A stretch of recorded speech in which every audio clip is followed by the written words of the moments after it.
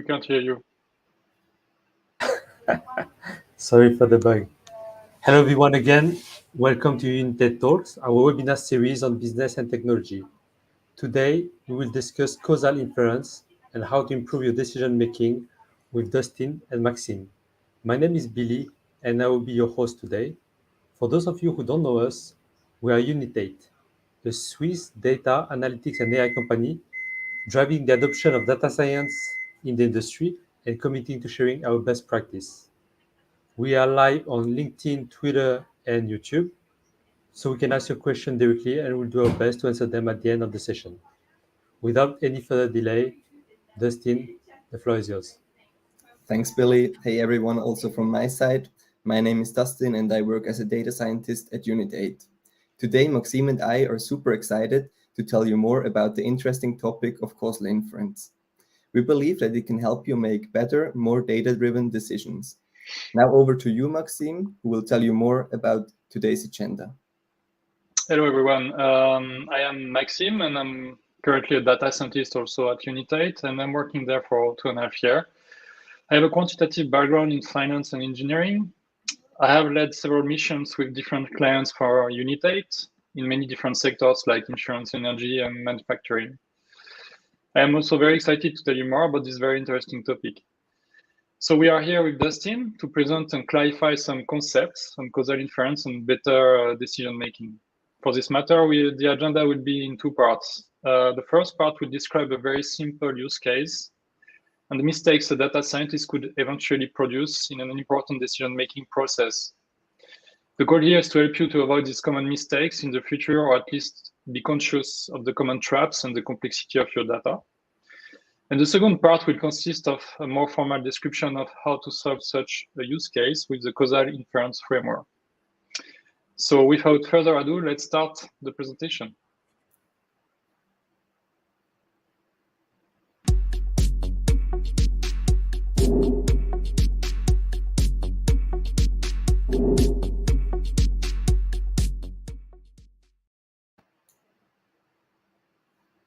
So let's imagine that we have a solid data scientist, Bob, and Bob works for a pharmaceutical company. Bob's job is to extract insightful values from data, and he works on many use cases. One day, a scientific team who gathers some data from medicine asks Bob to look at it. His mission is from this gathered data to evaluate if the medicine has a substantial effect on patients. In other words, if the treatment works or not. Moreover, his management really looks forward to his analysis to decide whether to discontinue or not the medicine. So this analysis could be very impactful for the company. On a side note, actually the story could be totally different. You could be still Bob, a data scientist, but working in a manufacturing company. This time data comes from engineers or production managers, extracting them from sensor databases. The cases to solve could be find if a given new quantity for a given chemical product improves the purity or the output, or find out if double the time for heating a component before molding improves its shape. All in all, the goal is similar. You have some data from the company and you want to quantify the effect of an input, which we will call treatment, on an output, which we will call outcome, and take a decision accordingly. The list of use cases is vast. We could also imagine numerous use cases in marketing and economy. But here we kept the pharmaceutical use case that it seemed relatively straightforward to understand. So let's come back to our example. So some data provided by the research department or other departments in the company is meticulously gathered. What does the data consist of? So this is a table of numerical values describing 4 different features. For the treatment itself, it can be actually a binary variable or a quantity. In our case, it will not change much. We can consider them both equivalent. Second is the outcome, the blood pressure. As you can already imagine, the blood pressure should normally decrease with the treatment. Then the medicine research team thinks it's also important to have some added data like the age of the patients treated, which has also an impact on blood pressure. And also they think that amount of protein is an important marker of blood pressure and also might be influenced by this medicine. So they include this data as well. So hence, given all this data, can we answer the question, or can Bob answer the question, does the medicine effectively decrease the blood pressure? That's the question to be answered. So that you understand a bit better the data, we consider that we are omniscient and we know exactly the relationships between the different features in the real world. So don't be afraid, there are some equations, but it's not so complicated. Of course, Bob doesn't know any form of this relationship, but still, he will have to solve this problem. For describing the relationship, we need a few simple equations. So let's now describe them. And globally, you can see three different features here described by the others, and also some functions which are not so important, but could be anything. So first, the outcome, the blood pressure, is actually influenced linearly by the treatment with a coefficient of minus 1.05. It means that we have, if we consider a binary treatment, a 1.05 decrease in the blood pressure. It also means that the medicine works, hopefully. This is actually the value we would like Bob to discover. You can also see that the blood pressure depends on the age here with F1, which makes sense. Also, we notate noise, as like any data, we have variation around these relationships due to the real world, like measurements or minor characteristics of the patients, etc. Secondly, interestingly, the protein in urine is indeed influenced by the medicine and the treatment. And finally, this is also quite interesting, the treatment is a function of age. So what does it mean exactly? Well, it means probably that the older you are, the more willing you were to take the treatment. And because we already know that older people have higher blood pressure, they probably want also to take this medicine more. It also means that we don't have the so-called random trial here on the age. So depending on the age, you will have probably more treated people if older.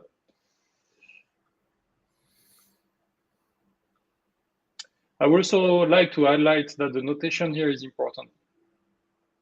These functions are to be read as assignments, like a computer science, rather than mathematical equations.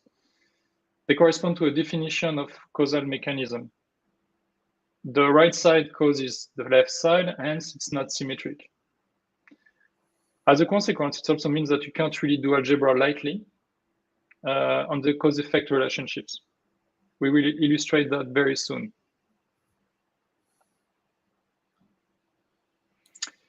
Okay, so Bob wants to see if the medicine works well. So what would be the first instinct? Well, doing a scatter plot, of course. What's better than visuals to take a decision? Here, for your information, I draw a scatter plot in the case of continuous treatments, but we could have found the same kind of positive dependency with a binary treatment model. So Bob decides to scatter treatment and outcome only, ignoring scientists' warning and about age and protein's probable effect. So what does observe Bob? That the medicine doesn't work at all. Bob might take a very bad decision about it. So why it doesn't work here? Because the relationship is positive. And Bob would conclude that the more medicine, the more blood pressure, which is a big problem. So if Bob takes a bad decision, the company could potentially lose profit. More specifically here, in other words, Bob is doing a linear regression, but could have used any machine learning models and see a slight dependency and deduct that the effect is very bad. Why? Why is that? Well, as mentioned before, the assignment sign are very important here. And by just considering two variables, we implicitly do some algebra. And we already find the outcome with a function of the treatment, irrespective of the causal assignments we define. And here you can see that y is described by an added function of t. And it could be anything, really. That's why you can see that scatter plots have to be considered with extreme caution. Okay. So Bob can't figure out that something is wrong. After all, he's a solid data scientist, and he wants to step up a bit and use more sophisticated tools in the common supervised learning framework of machine learning. Then he falls into the more general trap, I would say, of the prediction task. He wants indeed to predict the outcome with all the inputs, and then deduct some effect from one of the specific inputs, which is the treatment itself. Here you could argue that compared to the previous example, it tries to take into account all variables, generalizing the approach. Because Bob wants to explain the effect of the treatment, he thinks it's a good idea to use state-of-the-art explainable AI. And here come SHAP values. So SHAP values, for the ones who don't know, it is a method based on cooperative games theory and used to increase transparency and interpretability of machine learning models. SHAP shows the contribution of the importance of each feature to the prediction of a given model. So by looking at his SHAP value, Bob is happy because, surprise, the medicine works. But actually it works a bit too well compared to the reality. Secondly, we see that the protein feature has an impact on prediction, which seemed to contradict the causal assignments we defined earlier. Remember, the equation showed us that it was actually the protein that was caused by treatment outcome, not the contrary. Is it very surprising? Actually not. The model doesn't care about any cause-effect relationships here. It just essentially tries to minimize the loss function and find a minimum. This means it can take whatever feature, which could be causal or just describe a statistical dependency. Here, the model simply chooses more weight on the treatment to better predict the outcome, and SHAP shows the decision-taking mechanism from the model. To conclude, a model explanation is not a causal explanation. It just explains the mechanism of the model once fitted. So Bob has to be also very careful with that. Okay, so third attempt. Let's try to rethink and have more causal reformulation of our process, at least during this first trial. Okay, what do we really want? We really want something which is called an average treatment effect. So what is it? Well, the first reflex is to explain that by a difference between two expectations of the outcome, the one with and the one without treatment. And actually, we will see later with Dustin that this is partially wrong. But still, let's continue this path. Also, we have some other features, right? So we have age and protein. So this equation should be an average of these values, like expectation, knowing age, and protein. And actually, these expectancies are actually equivalent to our model earlier under mean square error loss. Sorry about all these equations, but it's not so complicated. It's just to illustrate it. And the problem with that is that you find exactly the same as before. You find that the treatment should reduce by 2.9 the blood pressure. And so despite our a bit better formulated logic, we still are not near the truth, obviously. So something is missing. And the missing piece here is the causal inference framework, which, remember, will take into account the assignment's definition of our features. The fact is that the quick mathematical stats estimates we just did are actually quite not right to estimate a true causal effect. We need to introduce new concepts for that. Probably few of you already guessed the problem there with our model. This is actually a very simple toy example. And if you remember the fact that we take into account protein in our model, maybe we shouldn't. But Dustin here now gonna explain more formally how to solve this case. And even more complex use cases will adopt the same methodology. So now I give the mic to Dustin.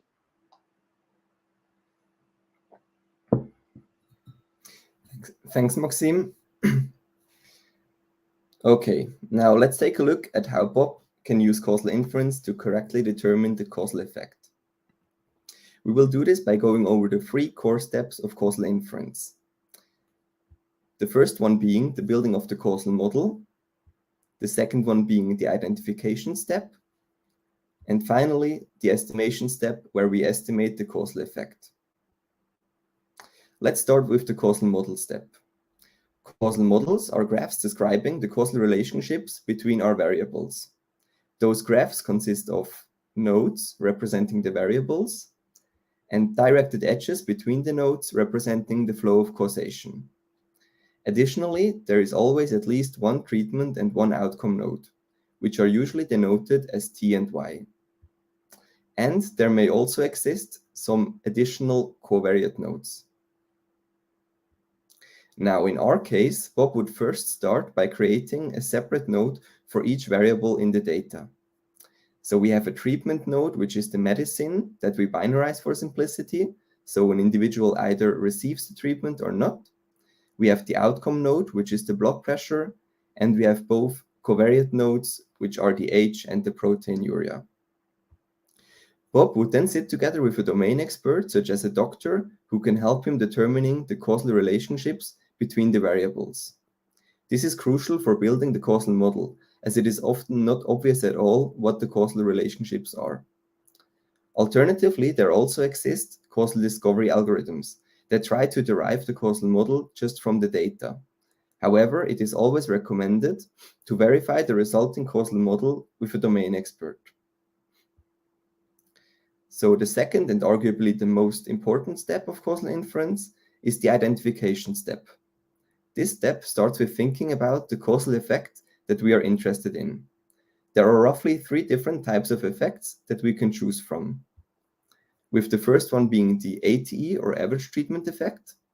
So the ATE is the difference between the mean outcomes of all individuals if they would have taken the treatment compared to the mean outcome of all individuals if they wouldn't have taken the treatment.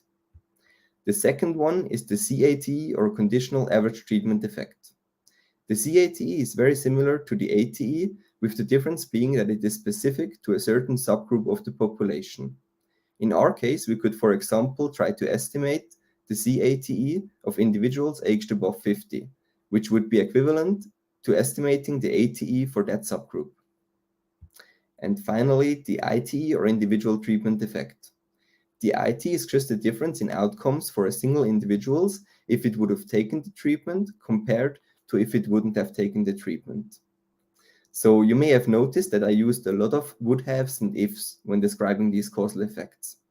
This also shows the biggest challenge of causal inference, which is that we are interested in how the outcomes would have been in either case where the individuals took the treatment and where they didn't take it. But we are only ever able to observe one of those cases. This means we are trying to estimate so-called counterfactuals that are counter to the factual world of what actually happened. Now, in order to illustrate this challenge a bit more concretely, I'd like to quickly take a look at the differences between normal conditioning and so-called interventions that we would like to perform for causal inference. So, as some of you may know, conditioning can be written like that. This simply means the expected value of Y, the blood pressure, given T equals 1, that the medicine was taken. Now, if this was our data, with each row representing an individual and each column representing a variable, conditioning on T equals 1 would mean that we only focus on the subset of individuals that actually took the treatment. Therefore, the expected value of y, given t equals 1, is simply the average blood pressure of all individuals that took the treatment. In causal models, we will display conditioning on a variable by coloring it gray. Now, for expressing interventions, we can use so-called do notation, which allows us to express them similarly to normal conditioning.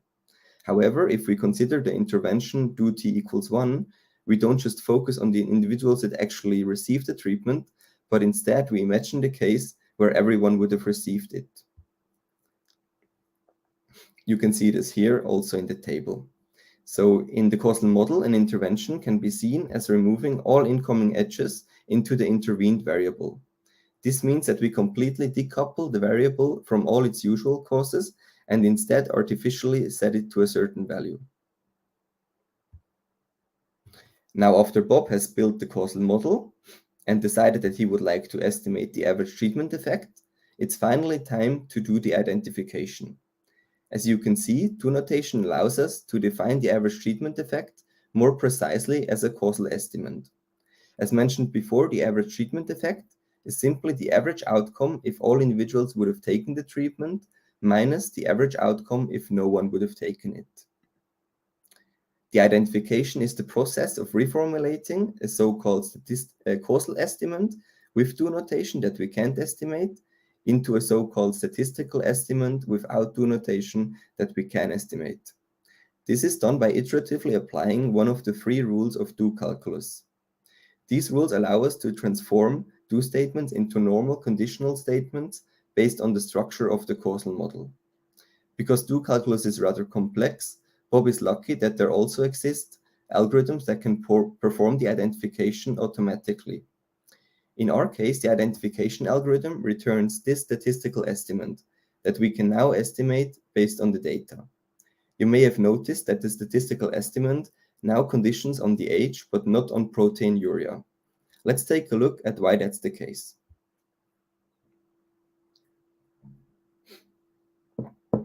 So in order to understand this, we first need to clarify how statistical dependence flows in the graph. So statistical dependence can flow on any directed or undirected paths between 2 nodes. We call it causal dependence if it flows on a directed path, and non-causal dependence if it flows on an undirected path. The goal of the identification is isolating all causal dependence from non-causal dependence, as it is the only thing we would like to measure. So let's take a look at how we can isolate the causal dependence in our case. The first path is simply the edge from the medicine to the blood pressure. This is a causal path as it is directed, and we would like to isolate it. The second path is the one going through age. In that case, age is called a confounder, as it is a common cause of both the treatment and the outcome. This means that it introduces some non-causal dependence between the 2 variables. In order to illustrate this a bit better, let me give you an example. So think of daily ice cream and sun lotion sales in the summer and how they are both caused by the temperature. In this case, the temperature would be the confounder of daily ice cream and sun lotion sales. This has the consequence that they are both highly statistically dependent on each other, even though there is no cause-effect relationship between them. So now in order to block this non-causal dependence, we can simply condition on the confounder. This explains why the identified estimate is conditioning on the age. If we wouldn't condition on the age, we would also measure the dependence flowing through it. And this would mean that we would under or overestimate the causal effect. The last path is the one flowing through proteinuria. Proteinuria is in this case a collider, as it is a common effect of both the treatment and the outcome. Colliders behave exactly the opposite way of confounders. They block the non-causal dependence if they are not conditioned on, but as soon as we condition on them, they allow the non-causal dependence to flow. This explains why the identified statistical estimate doesn't condition on proteinuria. So now that we understand the reasoning behind the identification, we also understand why the first 2 estimates Maxime presented were incorrect. Because the fact that Bob either conditioned on both covariates or none meant that he also measured some non-causal dependence. So after identifying a statistical estimate, it is time to use the data to perform the estimation. For this, Bob can choose between many different estimation methods, such as causal decision trees, double machine learning, or a variety of meta-learners, such as an X-learner, T-learner, or an S-learner. So Bob decides to use the S-learner for the estimation. This gives him an estimate that is very close to the actual causal effect of minus 1.05. Let's take a closer look at how he arrived at that estimate. So we have the following statistical estimate that we would like to estimate. We start off with training a simple linear regressor on our data. For that, we use the treatment and the age as features in order to predict the blood pressure. We then use that trained regressor for predicting the counterfactuals, meaning that we once set the treatment for all individuals to 1 to estimate the blood pressures, how the blood pressures would have been if everyone would have received the treatment. And then we once set it for all individuals to 0 to estimate the blood pressures if no one would have taken it. As you can see on the top, these predictions refer to the two inner expectations in the statistical estimate. In the last step, we subtract the outcomes of t equals 0 from the outcomes of t equals 1, as described in the formula. And finally, we average all differences to arrive at the estimated average treatment effect. So in order to better understand the complete picture, let's quickly go over all steps once more. So Bob started off by building the causal model together with a domain expert. He then decided that he was interested in the average causal effect. Next, he used an identification algorithm to perform the identification, which gave him a statistical estimate. This statistical estimate didn't contain any do statements and therefore allowed him to estimate it. He then used one of the many estimation methods, the S-learner, to perform the actual estimation with the data he gathered. And finally, he arrived at an estimate of the average treatment effect that was very close to the actual causal effect. So now that you're a bit more familiar with how causal inference works, let's take a look at another use case and how we actually perform causal inference in practice. So as you can see, based on this causal model, the use cases can actually become a lot more complex than the one we just saw. Here, the goal was to determine the individual treatment effect a discount has on whether or not a customer would renew his subscription for a digital service. Solving such a problem by hand would be way too complicated. Luckily, there exists a variety of libraries that we can use for applying causal inference in practice. Some of them we've gathered here, such as DoY from Microsoft, which is one of the most popular causal inference libraries. It's a great all-rounder as it gives you all the tools needed to perform end-to-end causal inference, and it also includes a number of refutation methods for testing the robustness of your estimate. Then there is also EconML, which is also from Microsoft, but it specializes in the estimation step. It provides a large variety of state-of-the-art estimation methods and offers seamless integration into DoY. Then there is also Causal Inference 360 from IBM, which is another good all-rounder library for end-to-end causal inference. And last but not least, there is Causal ML from Uber, which focuses on marketing use cases. So now we're already at the end of the presentation. Thanks a lot for attending today. And you now have the opportunity to ask questions in the chat, and Maxime and I will try to answer them.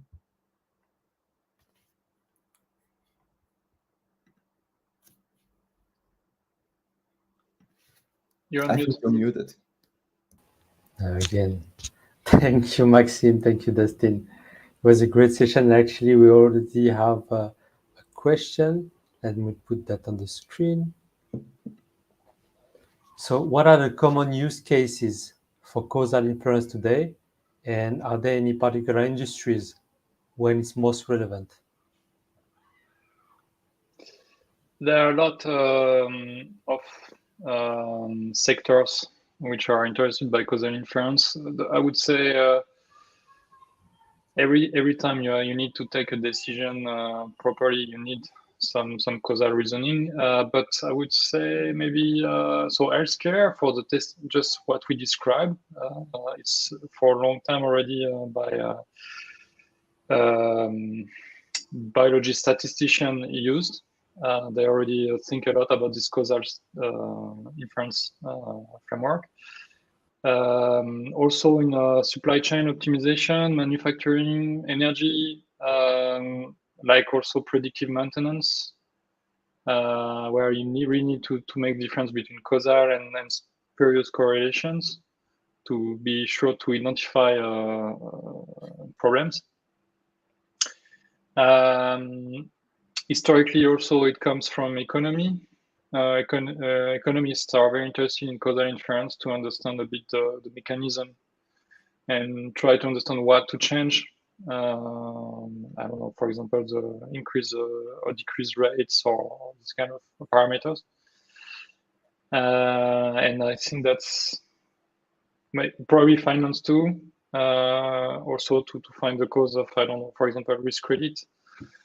And right now it's everything I can think about. That's a great answer, and I hope it clarify a bit for the audience. We have another question. I will not display it on the screen because it's pretty long, but I will read it out loud. At the core of causal inference, there's a causal graph, which is often determined by experts. But this is tricky to build in the cases where there is no expert, nor does it scale to high-dimensional problems.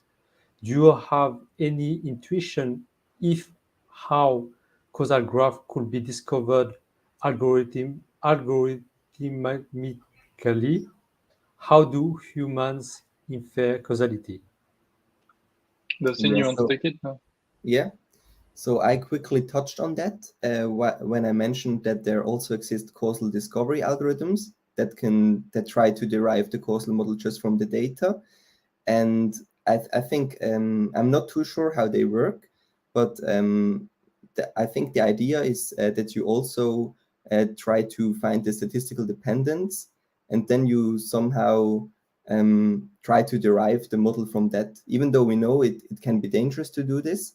But these causal discovery algorithms, I think they have become quite good in recent times. And I think they're also a good alternative to doing it by hand. And oftentimes they can also offer a good first causal model that you can then refine later on. Yeah. But actually, I'm not too sure how they work. So. Yeah, me neither. I haven't studied the subject yet, but we know for sure it exists. And I'm wondering if in DoY we have this actually. Yeah. We have this. DoY has also integration for a causal discovery library. So this is a separate library that is specialized in those different algorithms for building causal models. Thanks a lot. We have the next question. It's a comment starting with thanks for the clear presentation. So we always take good compliment. You use the S-learner in your example. Do you frequently use it in your own application?